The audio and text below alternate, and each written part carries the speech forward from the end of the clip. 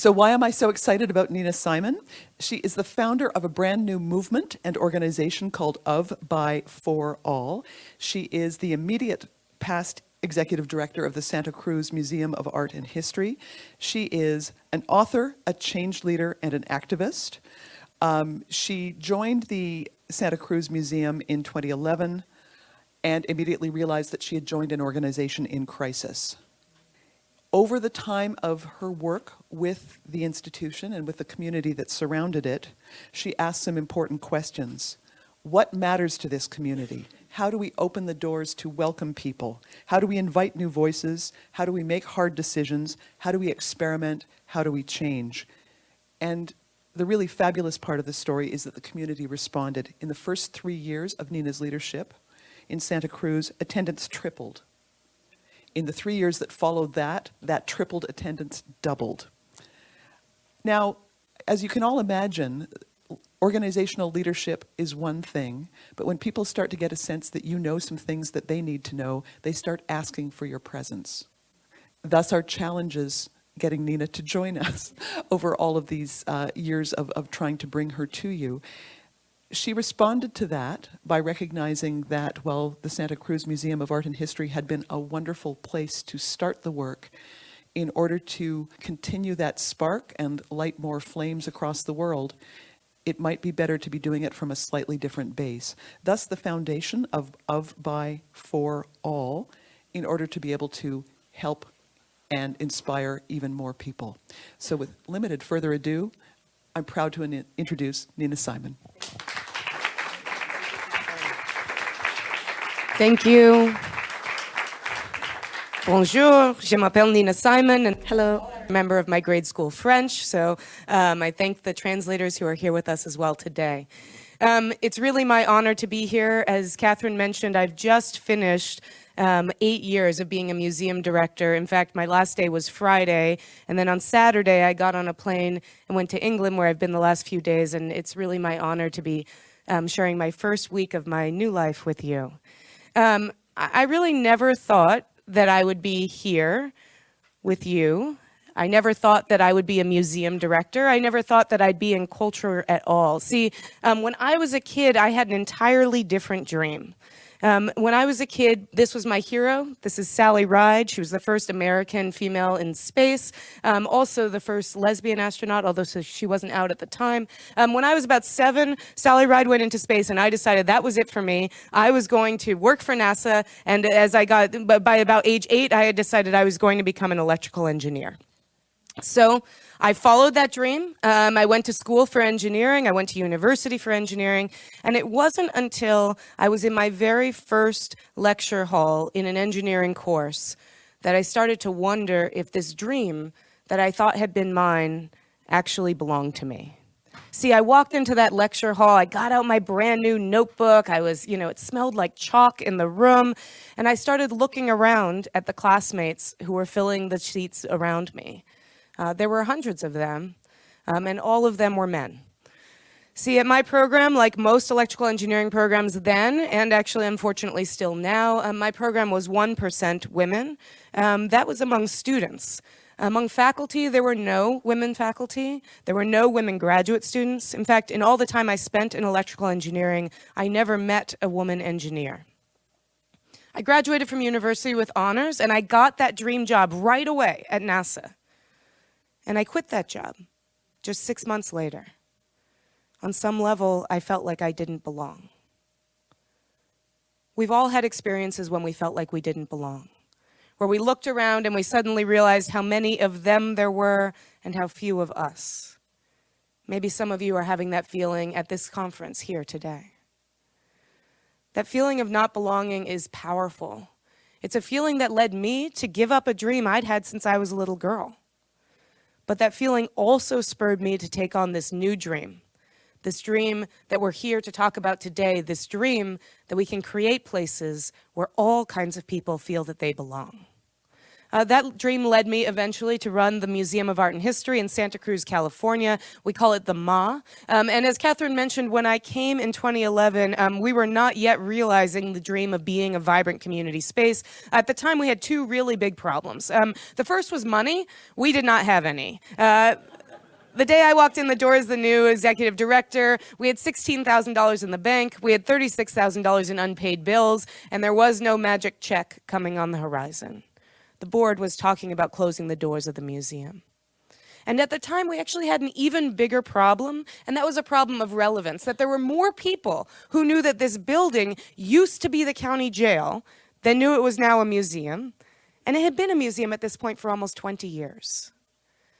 And in the context of this dual crisis, the board was spurred to act, to hire a 29-year-old former engineer exhibit designer as their new director, and to try and find a new way forward.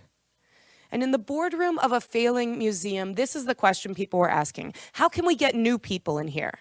How can we get them to visit? How can we get them to join? How can we get them to support what's happening here? I understood this question, but it also made me uncomfortable. I realized I'd heard a version of this question before. I'd heard it 15 years before at university when people would ask this question: how do we get more girls into engineering? I've come to believe that these are the wrong questions to ask. I believe these questions lead us to lazy and judgmental answers. In engineering, people say things like this: well, maybe girls just aren't cut out for it. And in museums, in the arts, people say things like this: maybe those people just don't appreciate culture. People have said these things to my face for years. We decided at the MA that we were going to ask different questions, not questions about them on the outside, but questions about us and what we could do. We decided to ask, what are we willing to change about how this place works to welcome new people? What are we willing to change to help new people feel that they would belong? And so we went about using these questions to change our museum, to make it a museum that was welcoming for all people. By the way, you'll see often Latinx or Mexican people in these pictures and a lot of Spanish. My community is 35% of Mexican origin, and everything in our museum, our staff, our exhibits are bilingual. I'll talk a little bit about that later. I realize this is nothing new. I'm just suddenly realizing here I am in Canada and in Ottawa in particular, where this is nothing new, but trust me, in the States, this is not common in museums. We decided we were going to make our museum a welcoming gathering place where people could feel an activated sense of joy and gathering.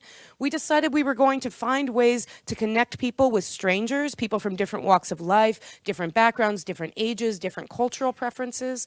And we decided that instead of being a place where you might feel like you don't have enough money in your pocket or enough letters after your name to understand what's going on, that we were going to be a place that empowered people to make art and to make history themselves.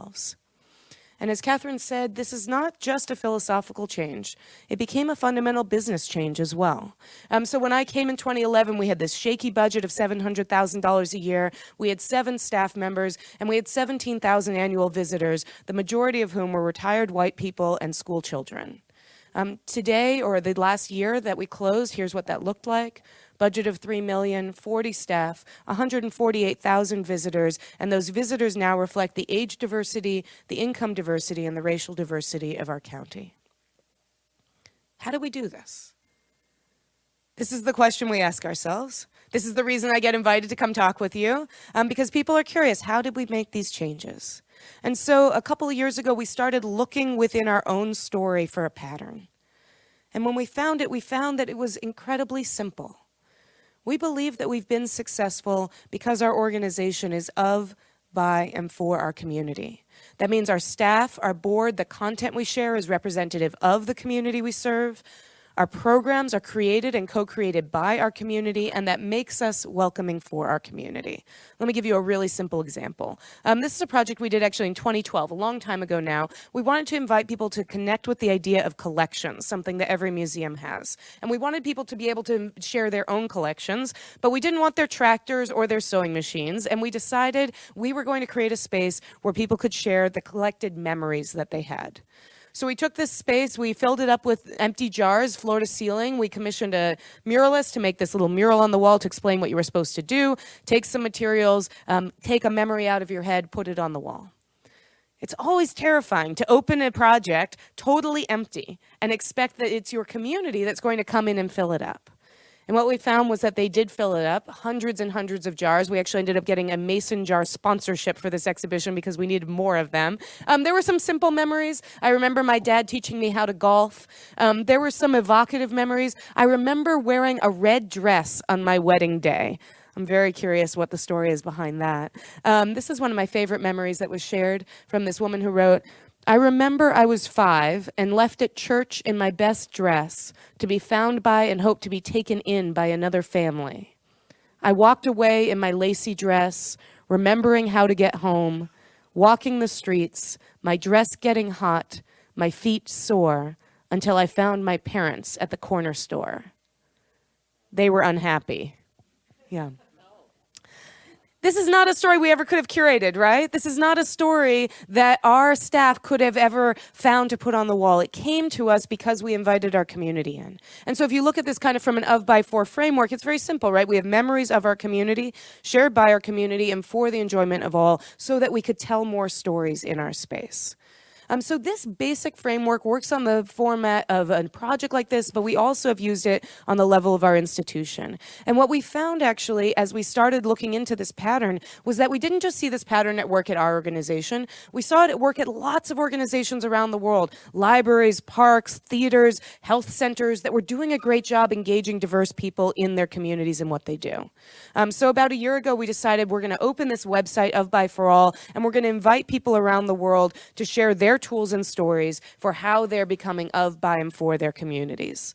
We've actually built this into 2 offerings. The website just has a whole bunch of free stories and tools, and we're also building this thing called the Change Network, which is a program for organizations that have decided we're committed to becoming of, by, and for our community, and we want some support and some accountability in doing that.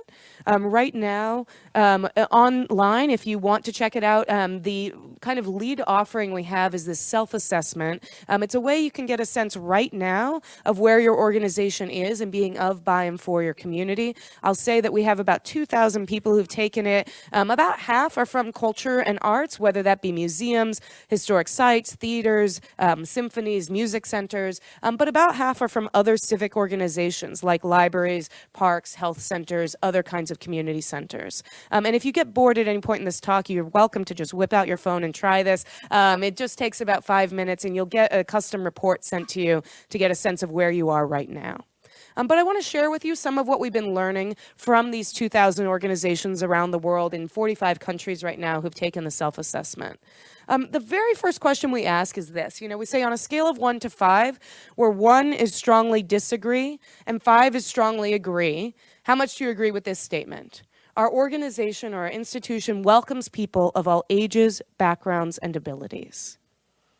The most common answer here across these 2,000 organizations is a 5. Most organizational leaders believe that they are welcoming people of all ages, backgrounds, and abilities. But don't be so shocked. You can get over this in a second, because the very next question we ask is this. We say, okay, on a scale of 1 to 5, where 1 is strongly disagree and 5 is strongly agree, how much do you agree with this statement? Our participants, our patrons, our audience reflects the diversity of our community. Here, the most common answer across those 2,000 is a 2. Disagree. How is this possible? How is it possible that we're doing a great job welcoming people of all backgrounds, but people of all backgrounds are not coming through the door? I believe it's possible because putting up a welcome sign is not enough. I believe it's possible because we've focused for a very long time on the for side of this equation, thinking about how we can improve our amenities, our customer service, our experience, our programming, our marketing to be for people, and I think we haven't thought enough about how to be representative of them, how to be co-created by them. And so we've actually come to use this very simple formula to think about how this works, that if you want to be welcoming for people, especially people who you have not welcomed in the past, that we believe the best path to doing so is not about marketing, it's not about what shows are in your season, it's about who produces them and who's involved in creating them. And by the way, if my mother ever asks you what she's doing with her engineering degree, you can say, you saw a plus up there. It seems like there's something mathematical happening. She seems to be doing okay. But we've seen this formula in action again and again around the world. And so I want to share with you a couple of stories of what this looks like in action and what it looks like when it breaks down, too. So first I want to take you to a place that really inspires me. This is the State Library of Queensland in Brisbane, Australia. Has anybody been here by any chance? Okay, well, next time you're in Brisbane, do yourself a favor and go visit this beautiful library. I was lucky enough to be there just after it opened in 2009, and it was one of the most contemporary libraries I've ever been to, white, gleaming, open plan, and I was there because they had realized that though they had built this beautiful new library, there was a group of people who they had left out who they wanted to really feel welcome and connected to the library, and that was Aboriginal people in the area. And so they said, we want to be a library for Indigenous people in our region, in our state, and we need to figure out how to do it. So they kind of had this classic problem. We want to be for somebody, we're not sure how. Now, how do we usually solve this problem? We usually guess, right? I feel like often when there's a community we don't know so well, our approach to it is to say, let's plan a surprise party for people we don't know. And let's guess what food they might like, let's guess what music they might like, let's guess what time of day and where they might want to come. And then when they either don't come or they show up and they don't suddenly gratefully accept our generosity of our party, but instead say, why are you serving this food I don't eat in this place I don't like, in this place, in this way I don't feel welcome, we feel like, oh gosh, we really tried hard here and we don't know what's wrong. And I want to suggest to you there's another way besides the surprise party approach. And that's the way that this State Library of Queensland took, which is to start with an of and by approach. So they said, okay, we're going to create a community advisory group of Aboriginal elders, and we are going to invite ideas and program facility concepts that come from them so that the way we develop this is co-created by them. And so I was lucky enough to be there with this community advisory group the very first time that they met. And so there we were in this room. There were librarians, there were Indigenous elders, there were designers like myself, all to talk about how to create what they were calling the Curl Duggan, the Indigenous Knowledge Center for this library. And so the very first thing that the Indigenous elders said was this. They said, for us, sharing knowledge doesn't fundamentally happen through books. It happens through music and dance. It's intergenerational, and it's got to be colorful. It can't be so sterile like a hospital. And you could see these librarians looking around at their brand new, gleaming white space with new eyes. And then the Indigenous elders said, the most important way we share knowledge is around a fire. I don't know how many librarians you know, but this was a moment of truth. They had to decide, were we for real when we said we wanted to be for Indigenous people, or were we secretly hoping that they would walk through the doors of our gleaming brand new white space and thank us for the privilege of doing so? And to their great credit, they were for real. And they took one of those white spaces and they made it a colorful, intergenerational space for music and dance. And even more impressively, they figured out an outdoor space where they built this fire pit so that groups like this Indigenous World Youth Congress could come meet at the library to share knowledge and build community, which is exactly the mission of what this institution's all about. This all happened almost 10 years ago now, and so I was thrilled to learn when I talked with them last year that they've continued this effort, that now for the first time in operation, they're thinking about the of and by side as well. For the first time, they have librarians who are Aboriginal, not just in the Indigenous Knowledge Center, but throughout the library. Many of the programs, both in the Indigenous Knowledge Center and the library, are co-created by Indigenous people, and that has made this library a welcoming place for the people who they wanted to engage. So this is what this looks like when it works out, and it's not an immediate process. It's not something that's necessarily easy, but it's also not very complicated. It can be as simple as figuring out how to be of and by the people you want to engage. And I want to spend a moment on the by side, because I think when we talk about diversity and inclusion, we often focus on the of side, which is super important. Who's on our board, who's on our staff, who's on stage really matters. But I want to invite you also to think about the first steps you can take by coming into closer partnership with different organizations and community groups where you serve. So, earlier I talked about this incredible growth at the MA in our attendance, how we went from 17,000 to 148,000 visitors, and they became more more diverse. But this growth actually masks an even bigger change behind it. To achieve this growth, we had to dramatically increase and diversify the partners we worked with. So when I started in 2011, we were working with about 50 partners annually to co-create exhibitions and programs. These are the people who are part of the events, part of the exhibitions. Today, that number annually is about 2,000. So again, to put on my math hat for a minute, to achieve about a 9x growth in attendance, we had to go through a 40x growth in our partners. Now, you may be wondering, how do you work with 2,000 partners? This sounds bananas. A lot of the partners we work with just for one night. Artists who come in to lead a silk screening workshop at a radical craft night. Home birth midwives who come in to share their stories as part of an archiving night. A Polynesian biker club who got involved when we did a surf history project. A lot of our partnerships are rooted in the idea that if we're creating something that's about your story, surf history, we want to be working with partners who are co-creating that, who that story is deeply felt for them. That it creates a more authentic experience, more quality content, and it creates a sense of ownership and connection for people who own it instead of consume it. We also have some partners we work with very deeply. This is a group we call C3, the Creative Community Committee. Every year we convene a committee of 50 to 150 people in our community around a particular issue that's of interest for the museum. So this was a group that was convened around north-south county divides a few years ago. We've had groups that are focused on foster youth. We've had groups that have focused on seniors and social isolation. We're always bringing together people around an issue that's big in our community, one that we want to do projects around, but one where we also see that there's an opportunity for the museum to be centered as a connector and a center of conversation around key issues for our community. I look at this picture and I see activists, I see farmers, I see politicians, I see all kinds of people who we've been co-creating with, and when we partner with them, they bring the trust and credibility to their communities to bring their communities in. We have found again and again that our ability to reach a new audience, even if we think we have the perfect event, the perfect program, if we're not partnering with somebody from that community, then our ability to reach that community is lessened. We don't know the people, and we're not trusted, and we're not credible. Our partners are, and that's key to why we partner with so many different entities and organizations. This is something we see as really a difference in the self-assessment. So we asked this question on the self-assessment, roughly what percentage of your public programs are co-created with partners? For our museum, it's like 90%. And what we're seeing across the self-assessment is the most common answer here is 0 to 10%. Now, I know why this happens, right? We all are very vested in our incredible professional expertise, in the incredible staff, the musicians, the artists we work with. And it's incredibly important to put that expertise forward.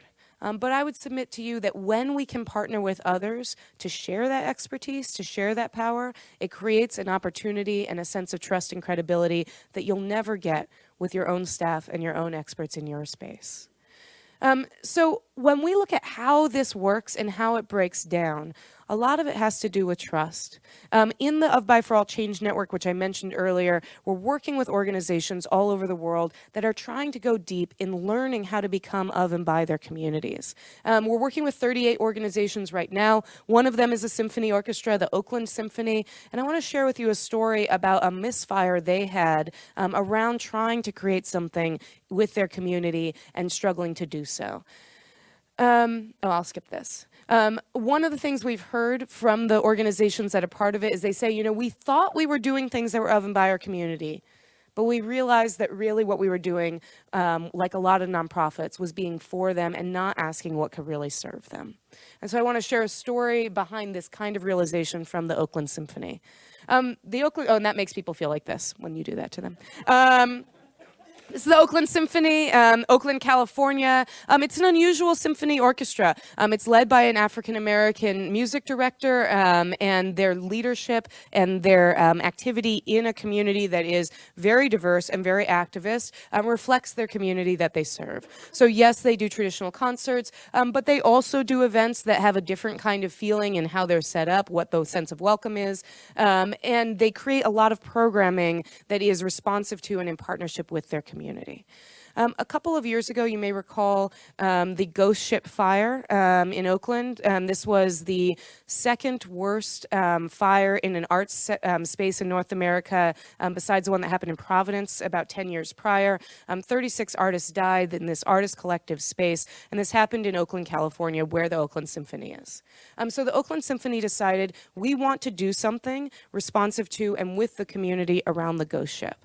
And so they decided to commission a piece called the Ghost Ship Memorial, and from a local composer, and that they were going to pair it with the Brahms Requiem. This is the original ticket design for this concert, and you can see that the Ghost Ship Memorial is front and center, and the Brahms Requiem is secondary. They had some staffing change, like a lot of arts organizations. Everybody's struggling financially. Everybody's struggling with different things changing, and they didn't. While they started this with a good idea, and they commissioned the work, they didn't really build the partnerships in the organization with the community to last. So when some staff changed, the final tickets that came out looked like this, with Brahms Requiem coming front and the Ghost Ship Memorial coming second.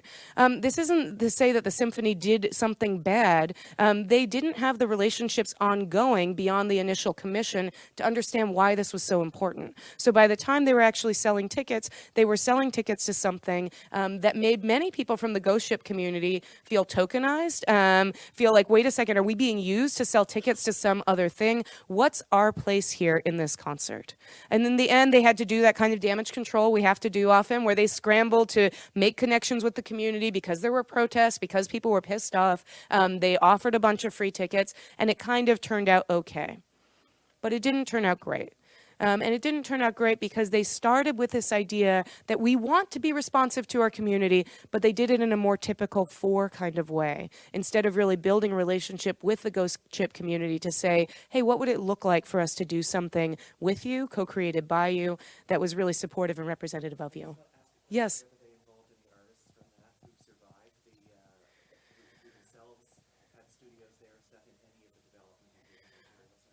No, they didn't. So basically they commissioned the work, and then, commissioning a work takes time. So then the kind of institutional knowledge of what was going on was not sustained by a relationship with the community associated with the Ghost Ship. And it was actually an artist, a very close friend of somebody who had died, and some family members who really sparked the protest and was just like, what the heck is going on here?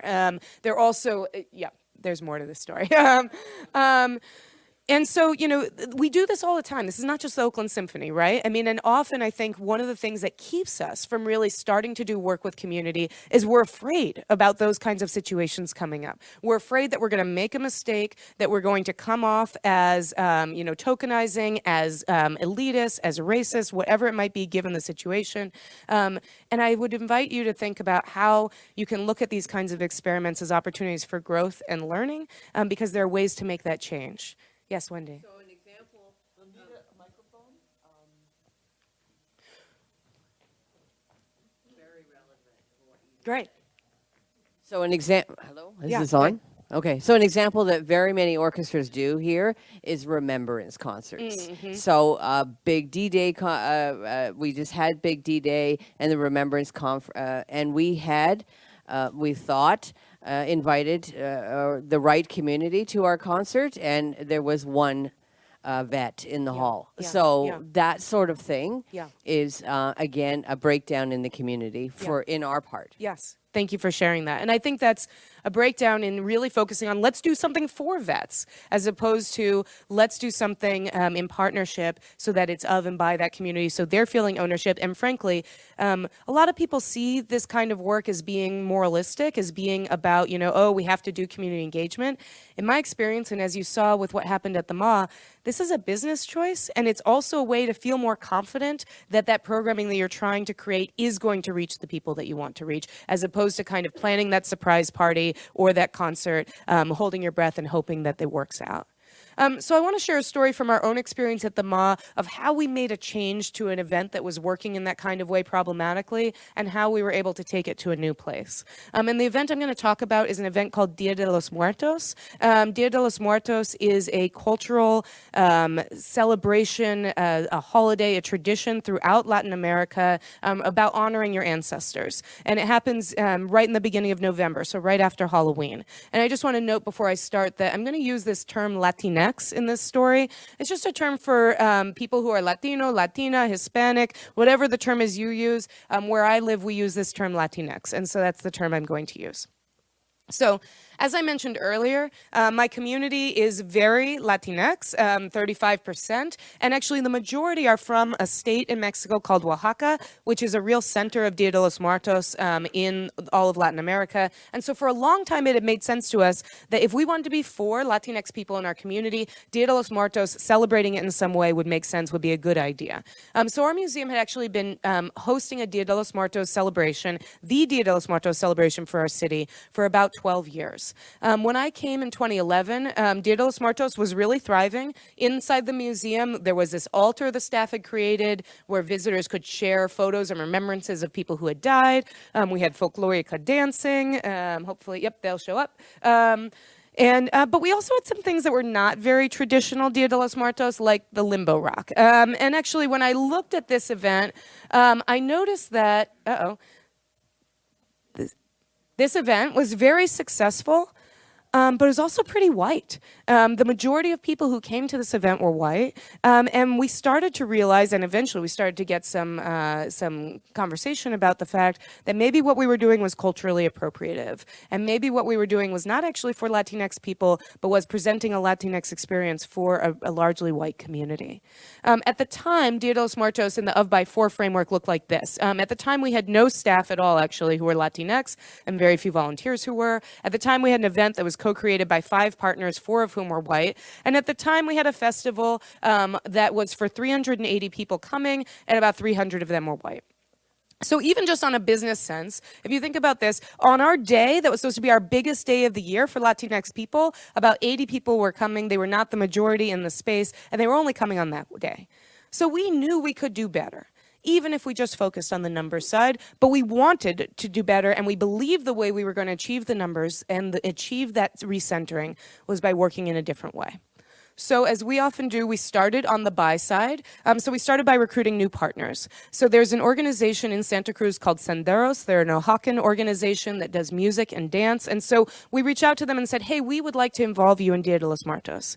And even that language I'm using is the way we started our partnership journey, was kind of saying, we have a thing and we would like to invite you to be part of that thing. What we have learned over the years of working with Senderos and other partners is now we don't talk this way. Now we say, what you're doing is amazing. We would love to figure out a way to support you in what you're doing. How can we help you get to the next level? And actually with Senderos, what started as a partnership of them participating in our Dia de los Muertos is now Dia de los Muertos led by Senderos, supported by the museum in kind of setting the groundwork to make it work. So the very first thing Senderos said was they said, yes, we'll bring music and dance, but you know, this is an event that's about honoring the dead, and your museum manages a historic cemetery, so why are we holding this event at the museum? And so now the way Dia de los Muertos works is it starts at the museum, people get face painted, people get all gathered up, and then there's a mile-long procession through downtown to this historic cemetery that's managed by the museum. Now, instead of one altar, staff created in the museum space, now there are dozens of altars throughout the cemetery created by different community members, Latinx and non-Latinx, to share stories and really intimate memories of people who have loved and lost. Now, instead of a 2-hour festival at the museum, we have an all-day and actually now all-night festival that happens that includes dancing, food, there's people who sleep over, and it's really become a huge celebration led by Latinx people. So if you look at, and I'll just note, going through this process was really led by our partners and figuring out how we could support how they wanted to keep growing this bigger and bigger. But we took this buy work and this partnership work also to change who we were too. Because at the same time that we were doing this work to deepen our partnerships, we were also doing work to change who was on our staff and who was on our board. And so this is Helen Aldana. Helen now runs Dia de los Muertos. Helen's a community programs coordinator at the MA.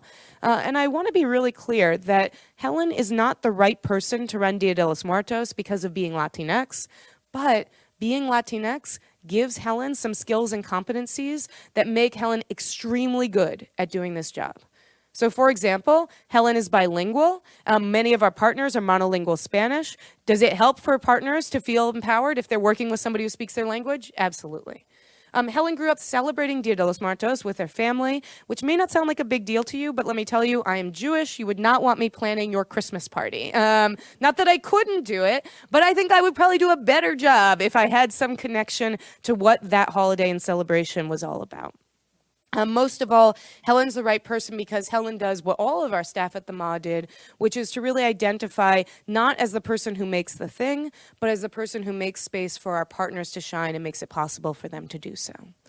So now if you look at Dia de los Muertos, now we have staff and volunteers who are reflective of the Latinx community. Actually, we've gone now, in 7 years, we went from 0% or 100% white staff to now our staff is 50% people of color, and the majority of them are Latinx.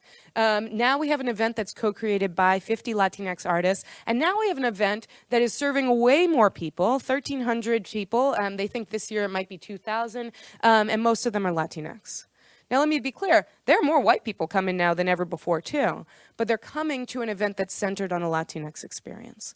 And perhaps the most important part now about Dia de los Muertos is it's no longer the one day of the year that Latinx people feel might be for them at the MA. Now it's a signature anchor in a whole year of different ways that people are involved. Our relationship with Senderos as partners is very close, such that now when they have a concert somewhere else in town, afterwards, they're coming and hanging out at the museum to celebrate. When they have artists who are coming, musicians coming from Oaxaca for a cultural exchange, the first place they bring them is to the museum for a tour because they know it's a great place for people to learn about our community, and they know that our staff and our programming will be bilingual and will be supportive and welcoming of them. We made these changes not overnight. It took years. And let me just say, the challenges that are related to this are not challenges that are only felt in any one sector. What we're seeing across the 2,000 organizations in the self-assessment is that everybody may be unclear about the participants thing, but they're real clear when it comes to the of side, when it comes to staff and board.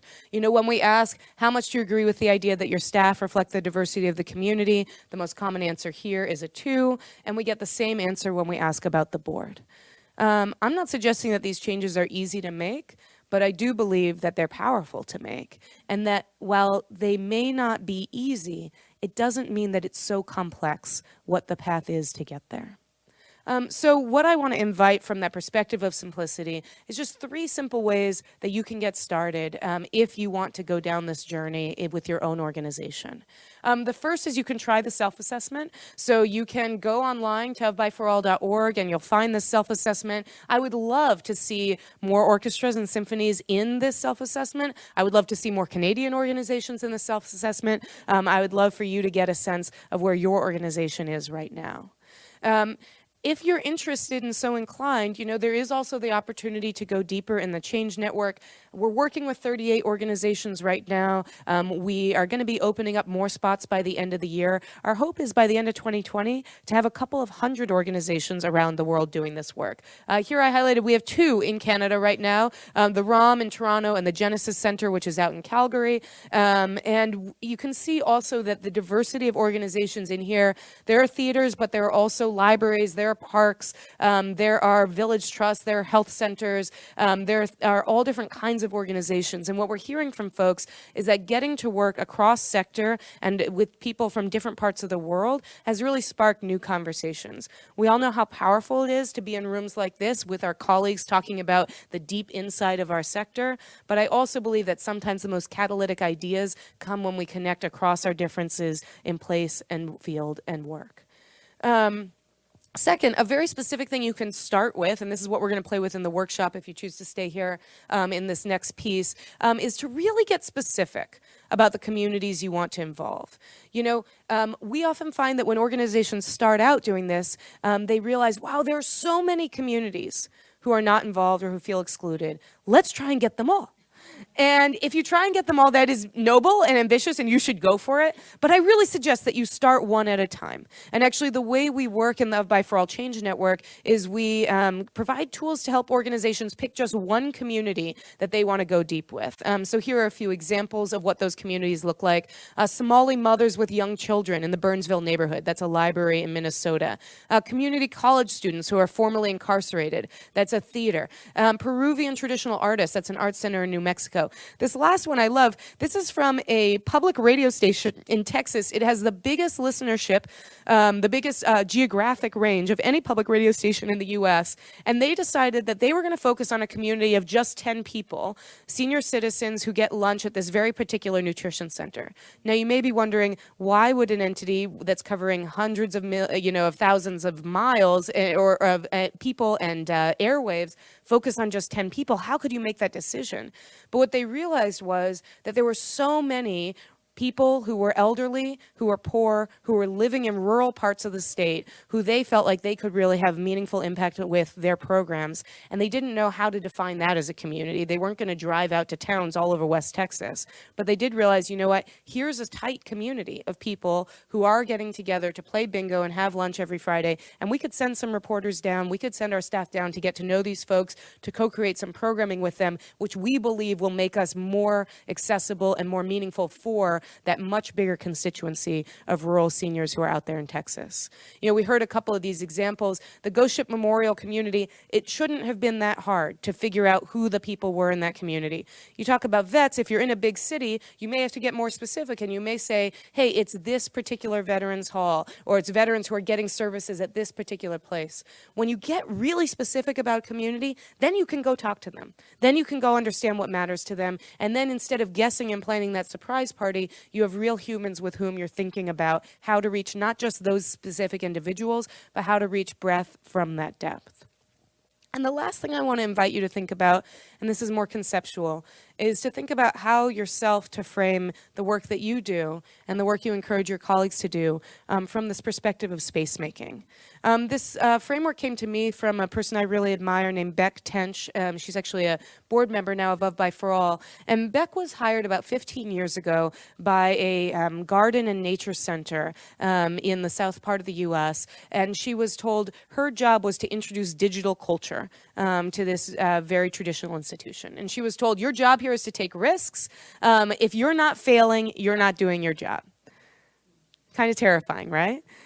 And what she realized very quickly was that to be successful as a risk taker, she needed somebody else. She needed her boss to be a space maker for her, to give her not just the desk, not just the salary, but the cover, the support, the space to do this kind of work. And so she had a great space maker and her boss, Troy. They had a great relationship, and she started taking successive risks doing digital projects in this space. But then she started to realize after about a year of this, you know, the most effective way for me to change the culture of this institution is not for me to successfully take risks, but for me in turn to become a space maker for others. Whenever I hire a new staff member, I show them these slides. And I say to them, you know, you are here because you have done amazing things and you are an incredible creator of things. You're an incredible artist. You're an incredible educator. And you probably can be an incredible risk taker.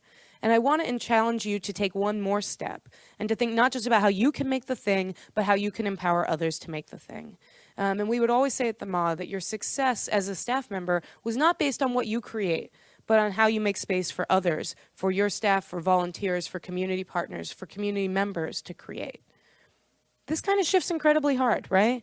I mean, I started out as an exhibit designer in museums. I was really proud to make the thing. I really was proud that it was my thing that was on the wall.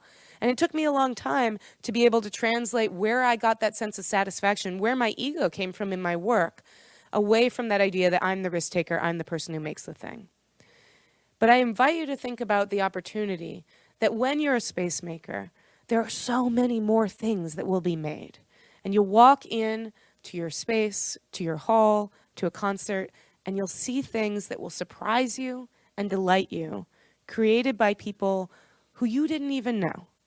People who you just gave the space and the support to bring their own creativity, their own artistry, and their own community and their own stories forward.